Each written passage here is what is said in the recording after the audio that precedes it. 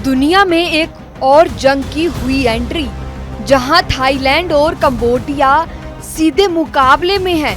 राजदूत वापस बुलाए जा चुके हैं और माहौल बेहद तनावपूर्ण बन चुका है। जब पूरी दुनिया में रूस यूक्रेन की जंग, इजराइल पैलेस्टीन की लड़ाई और ईरान के साथ बढ़ते तनाव के बीच हालात पहले ही तनावपूर्ण हैं, उसी वक्त अब थाईलैंड और कंबोडिया के बीच एक और भयंकर जंग ने वैश्विक माहौल को और भी गंभीर बना दिया है।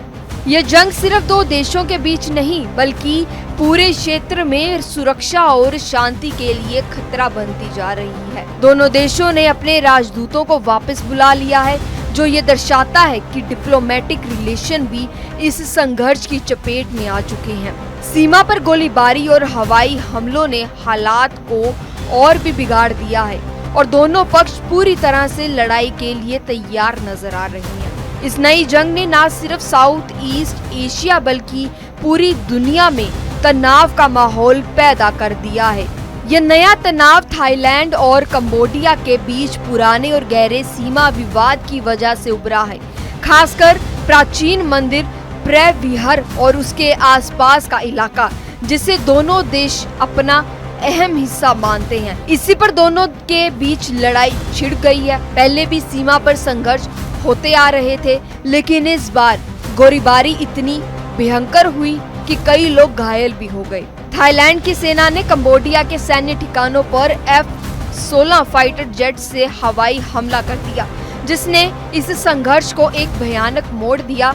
इसके बाद दोनों देशों के बीच तनाव अब चरम सीमा पर पहुंच गए हैं। इस लड़ाई के बीच पॉलिटिक्स और देशभक्ति की भावना भी है। थाईलैंड और कंबोडिया दोनों देशों की जनता इस मुद्दे पर बेहद संवेदनशील है, इसलिए दोनों देशों की सरकारों ने भी सख्त रुख अपनाया हुआ है। कंबोडिया ने बता दें कि थाईलैंड के इस हमले को अपनी सॉवरेनिटी का उल्लंघन बताया और जवाबी एक्शन की बात की। थाईलैंड भी अपनी बॉर्डर्स की सुरक्षा के लिए पूरी तरह से तैयार हो चुका है। इस गंभीर हालत की वजह से दोनों देशों ने अपने अपने राजदूतों को वापस भी बुला लिया।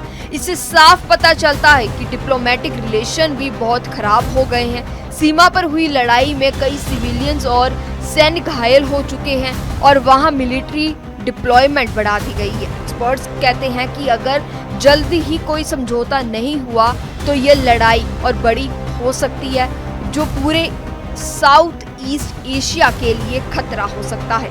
बाकी दुनिया में पहले से ही कई युद्ध और टेंशन चल रही है। सभी अब यही उम्मीद कर रहे हैं कि दोनों देश जल्द बातचीत करके इस जंग को खत्म करें, वरना यह कॉन्फ्लिक्ट और भी ज्यादा खतरनाक हो सकता है।